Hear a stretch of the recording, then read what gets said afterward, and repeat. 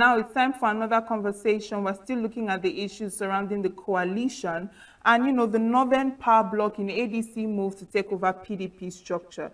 And joining us via Zoom this morning from Kebbi State is Abubakar Idris. He is the former head of service, Kebbi State. Good morning.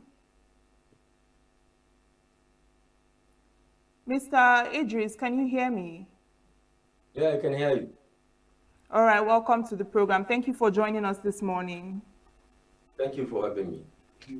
All right, now, first of all, let's talk a bit about, the passing of former President Buhari. How do you feel about his death and his passing? What was your reaction upon getting the news? My reaction was, I just prayed to Almighty Allah to grant him Jannatul Firdaus, but he has gone the way of all those that lived before him. All right, now, but how would you, describe his leadership style and how it influenced the civil service? Well, I think the greatest influence late President Muhammad Buhari has on the public service generally is the issue of personal integrity, honesty, and integrity. And he has taught us that one can live an honest life and still be happy. Because you can take anything away from Buhari, but personal integrity, honesty, and a higher sense of responsibility are some of the things that characterize his life generally as military officer, as a head of state, as politicians, and as a president of the Federal Republic. All right, well, in the North, what's the feeling, of the people of Kebbi State and, in general, the North concerning this person? Because, I mean, he is a brother of the North. Yeah, you see, I honestly don't like the idea of compartmentalizing Nigeria, North, South, and what have you. The fact of the matter is that as Muslims, anybody that dies, you pray for the repose of his soul. And like all other Nigerians, we have, Buhari has his plus and minuses as a human, because no human being is perfect. But the idea of North or South, I think, does not arise, especially on this issue. All right, now let's look at the issue of the coalition. We're seeing that Atiku has once again resigned from the PDP. Now, how do you interpret this move of his? I think what Atiku and the co are doing are just a kind of repetition of what we all knew. I think it is the coalition that brought APC to power. So I think there's something new or exceptional about Atiku's move. All right, but what message does it send, to other politicians and civil servants in the North? Do you think it could lead to more people leaving the PDP? Absolutely, absolutely. You see, there were issues that preceded this move. That is the desperate attempt to destroy oppositions around the country. And in politics, there is no permanent friend or permanent enemy. It's just like in international relations.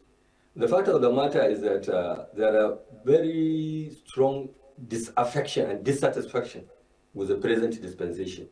So people are looking for a word and for a way to bring about a desirable change. But unfortunately, the hitherto biggest opposition party has been almost destroyed from within. And the people thought that they should seek for an alternative platform to challenge the existing order or the governing party. Okay, but looking at the current, issues the PDP is having, what's your opinion on all of that, and the defections now to other political parties? You see, I may be wrong, but I have a different take. I honestly don't believe that we have political parties in Nigeria. We have grouping of power seekers. So those who are after power, normally when you win an election, some people lose. So it is the losers that are looking for another platform to which they can achieve their goal. So, but honestly, I said there are no political parties in Nigeria because none of the dozens of political parties in Nigeria are driven by ideology or principles. So it just left for the opposition to secure the support of all disgruntled elements, both politically disgruntled and economically disaffected, people, to make their way to power. Okay, but seeing as the new coalition, which is ADC, is forming and is already gaining a lot of ground, we're seeing that Atiku has moved over, Obitu as well as other politicians as well. Do you think that as it stands now, that this coalition party, which is ADC, has a chance against APC in 2027? Absolutely, they do have a chance, and it is the APC that is campaigning in favor for support for the governing party. In the sense that it is the missteps of the APC that are driving people away from the party, and the coalition, like I said, provide another alternative for all the disaffected people to run to. So any mistake the APC makes will necessarily force people to move away from it. All right, and also people are also of the opinion that Atiku's constant moving around from one party to another is not a good look for him. Do you feel the same way? No, you see, like I said in issue, that we don't have political parties that are based on principles and ideology. And Atiku, like all other, like all other politicians, tell me of any politician that was in one political platform from the beginning of this republic to date. Very few of them, very negligible of them. So they are looking for power for whatever reason, just for personal aggrandizement, or they are looking for power to achieve certain goals. It can be private, it can be public, and so on and so forth. So there's nothing impede any other person from moving from one political party to another. Tell me of any leading political party in this country that has been in one political party throughout. Because these parties are not based on ideologies. They are not driven by any principle. They are driven by self-seeking interests. So this is the problem. So I don't see any problem. And as far as I'm concerned, there's nothing exceptional that Atiku did that is moving from one political party to another. It's common throughout the country. All right, but speaking of power, do you think that Atiku has that much impact in northern states like Kebbi, even outside of the PDP? Without doubt, in the last presidential election, he won the state. Come again, please. I said, without doubt, in the last presidential election, he topped the candidate. I mean, he came first. He won the state, hands down. So, in other words, you're saying that he has so much impact as it is? Absolutely, he has. Absolutely, he has. All right. And also, you mentioned that, we don't have any political party in Nigeria because, it's not formed via, from ideologies, but instead for personal interest. Now, how do we solve this issue now? To have political parties that actually share the same ideologies and are coming together for a greater good instead of for personal gains? Yeah, we have to change. We have to reorientate the voter to realize that there are so many ways to reach a common goal, and we always go for the best.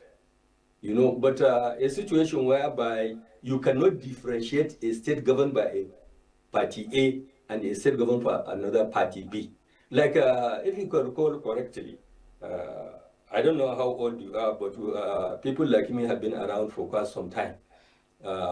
We may not be witness to the First Republic, but we read it extensively that when you vote for this party, you are going for this, or this is your priority, and when you vote for another party, this is your priority, and so on. Just like when you go to the Western Europe and the US, each of their political parties is known for a particular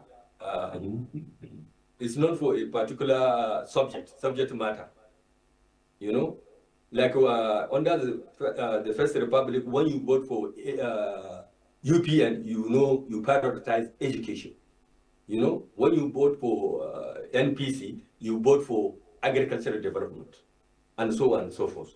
But a situation whereby when you go to any state, regardless of who is the governor, the priority of that state government is determined by the personal priority of the governor. And I once challenged some leaders, political leaders in Nigeria, to differentiate. I mean, I asked them to tell me the difference between one political party and another, and whether or not the elected representative ever read the manifesto of their party. And incidentally, in that gathering, few, if any, that read the manifesto of the party. You see, we're in a country whereby leaders win election without even manifesto. You know, the manifesto begins and ends with the promises they made on the softbox during electioneering campaign. So this is a problem. So there is a need for reorientation and political education across the board. All right. Now, from your administrative view, do you think that these party shifts, have an effect or disrupt when it comes to development projects or, public service delivery at state levels? Can you come again, please? I said, do you think that these party shifts, this moving from one party to another and all these defections, do you think from an administrative view that they disrupt development projects or, public service delivery at state levels? In fact, at all levels, it disrupts governance. But unfortunately, as it stands today, we have no alternative rather than to manage the bad situation. I think in the words of late Kingsley Zumbo Mbadwe, he was said, when the desirable is not available, then let the available be desirable. But as we stand, this lack of direction, impede political development of this country. Can you elaborate more on that? In what ways, do they disrupt these projects and deliveries? I think it's common knowledge to all Nigerians that except in exceptional circumstances, most governors don't complete the projects started by their predecessors. In fact, they change the priorities completely. And that's why you have uncompleted project, elephant project across the board. So this is the extent to which it impedes the development, the political and the economic development of the country. All right. Now, do you think that, or how can, public servants, political leaders ensure that these shifts don't lead to some form of instability or confusion when it comes to governance and also looking at the coming elections? How can we ensure that this does not happen? You see, the civil service is not the civil service we knew, especially under the Second Republic and during Gavan's administration. Because leaders have not only decapitated the public service, but they have rendered it almost useless. Because now, instead of following the rules and the regulation governing the service, appointments are made based on favoritism, etc. A situation whereby the incapable person is appointed to manage public affairs does not augur well for this country. Because just have a look at all administration from almost immediately after Yakubu Gowon's administration. Tell me of any level of government where you have the best 11 managing that organization. We don't go for the best. In fact, for you now to win an election, you need to be somebody that can be manipulated. Once the people knew you have ideas and you are ready to defend those ideas, they won't like you. And like I said, the public service is now a shell of its former self, because you can hardly find a senior public servant that can tell truth power. Because you say your mind based on whatever law or rules and regulation, tomorrow you find yourself kicked out of the service. And unfortunately, corruption has permeated all facets of governance in this country. So the incorruptible have no place now in the governance of this country. Very, very, except if you are lucky. Because Okay, now and the politician has turned personal interest or they are directed, based, propelled by personal interest to be the official policy of the government of the day. all right. And also, we're seeing tensions rising, with this assumption that since the passing of Buhari, his CPC bloc may dump APC, and it seems to be, raising a lot of dust. Now, do you think, this would impact, in any way? Do you think it would help with the political tensions that are rising ahead of the 2027 election? What's your take on the entire thing? Absolutely. In the same way that it rose tension when against PDP, when PDP was in power, when this kind of coalition took place, it will raise tension, absolutely. But we can still manage it, God willing. All right. Now we're also seeing that it seems as the political space is changing really fast, just with the coalition of the ADC. Now, how big of a change is this for Nigerian politics? Well, the greatest change, I think, wouldn't be anything new, because, like I said up in issue, that we have this experience with the formation of the APC itself. But then, like I said, it is manageable, so you don't cry more than the breed.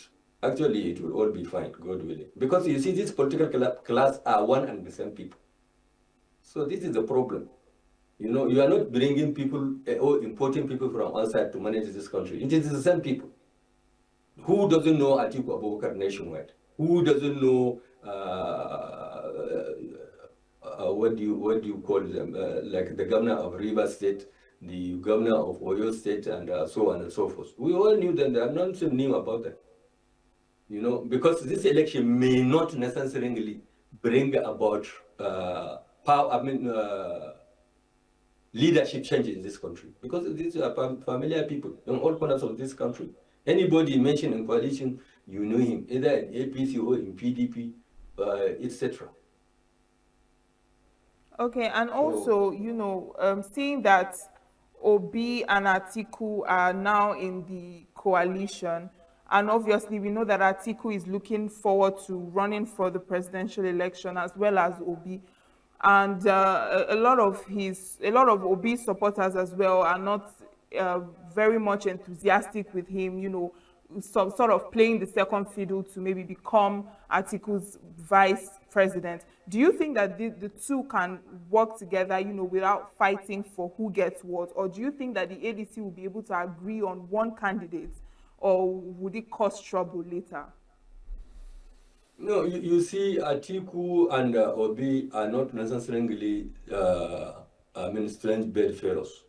They knew one another, and I am sure they can manage themselves. But to say that maybe supporters of Obi may not be enthusiastic about any arrangement is understandable. But all these are based on hearsays. You see, Atiku was vice president before, so he knew at least how the system works. And I think the guiding principle is the realization that none of them can do it alone. So if they want to succeed, they need to come together, because none of them as individuals can defeat the governing party. But when they put their heads together, they will succeed ultimately. So now, where would you say the North stands in all of this, aside from Atiku moving from one party to the other? What else, where else does the North stand ahead of the 2027 election? You see, you hardly divorce the North, because this idea of saying North is as if that we all live in the same house. Even under the First Republic, people in Birninkebi, where I sit now, there are a lot of people that were AG supporters. that is Awolowo's party. So we are not a single family, and I don't think there is any group in the north or anywhere in the country that could determine presidential election. You know, it's about the contestants having been known to the electorate. You see all the noise we are making about this one move here, this one move there. Just like Riyad Rufai said, we are not talking of the electorate. How did this government impact positively or negatively on the electorate? And there is nobody in the north, talk less of any other region in the country, that will command people to vote or not to vote for a particular candidate. You know, Atiku, just like Tinubu and so on, he has what most politicians lacks in this country. Those who are aspiring for national leadership. That is name recognition. You see, when Atiku or Tinubu is mentioned, you either like him or hate him, but you know him either as a person or what is capable of doing. So it's not a matter of you come to the north. You didn't bring me to the north, and I didn't bring you, and I didn't say I should be a northerner. I only found myself to be one. So it's the idea of what helps one as individuals and the group. So this is my position about this idea of coming here from, like a number of us have close friends from every part of this country. You know, and a good man can come from anywhere, regardless of his ethnic, tribal, or religious inclination. So I think the idea of bringing religion, region, ethnicity, and so is part of the bankruptcy of ideas in Nigerian politics. All right, so now seeing that, you've mentioned that it doesn't really matter where the person is from as long as it's for the good of the people, what should Nigerians, be looking out for as these political movements continue to unfold? I think what all Nigerians, including my home region, should look at, how does it impact on my life and the life of my people? It's not a matter of because somebody moved from another party to another party, so I should follow him, blindfolded. You see, let me give you, let me cite a good example with myself. I was telling some friends, in all my life, there was never a politician that came to my house to seek for my support. And I was trying to find an answer. Somebody just told me, look, you are different because you are always driven by principle and idea. You know your goals and so on and so forth. So many people, regardless of the level of education, some people knew exactly what they want. Some people simply want to have food on the table, educate their children, and go to hospital and be attended to. That's their goal. But others want a situation whereby they will be in power, But there are people now, when you give them governorship or president, they will not take it because they don't like it, So some people want honest people to be in power, while others want to look like themselves. So this is the whole thing. But the idea of pigeonholing an entire population and say this is it, the north or the south, or this is part of the bankruptcy, like I said, of political ideas in this country. You can't pigeonhole people. But I know some people are moved by ethnic sentiment, others by regional sentiment, and so on and so forth. But the bulk majority of Nigerians don't bother who is the president, the person or where he came from. What they want is for their needs and aspiration to be met.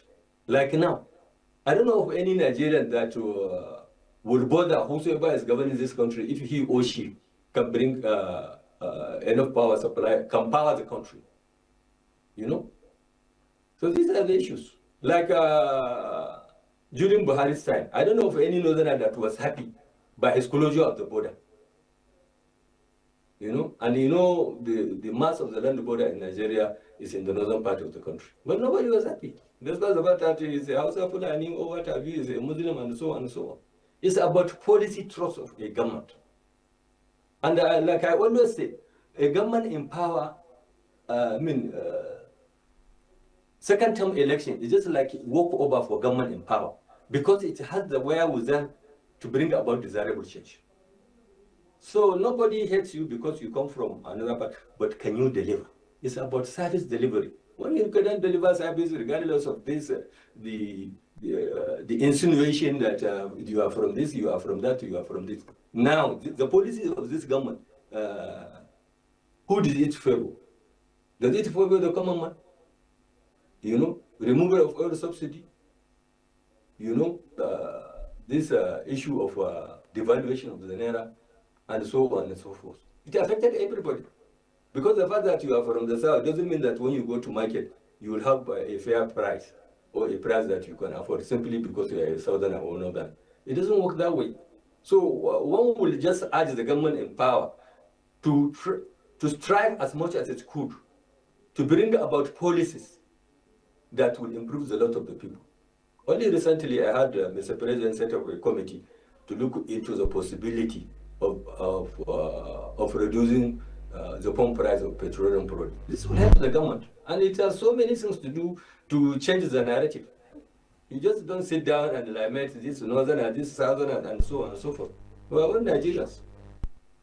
All right, thank you so much, Abubakar Idris, former head of service, Kebbi State. Thank you for this wonderful conversation.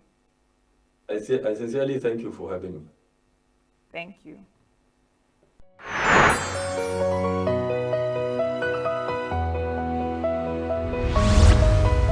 Save Nature TV, news in your pocket.